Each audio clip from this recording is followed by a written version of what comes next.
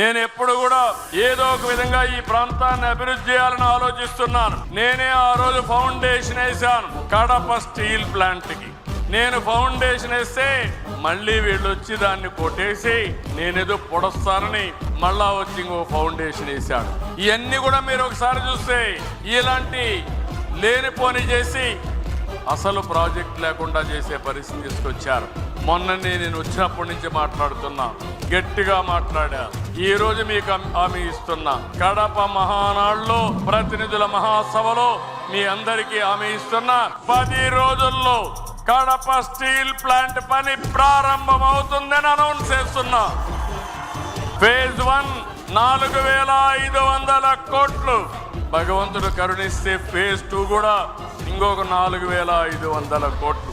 9,000 కోట్ల రూపాయలతో Rayalaseema steel plant వస్తే ఫేజ్ 1 పూర్తి చేసుకోగలిగితే ఫేజ్ 2 కూడా సుజావుగా వస్తుంది. మొన్నే జిందాల్తో మాట్లాడా, నేను ఒకటే చెప్పాను, ఇంకా ఏమాత్రం కూడా డిలే కాకుండా జూన్ 12వ తారీఖుకి ఈ ప్రభుత్వం వచ్చి 1 సంవత్సరం అవుతుంది. అంత లోపలనే మీరు ప్రారంభించండి.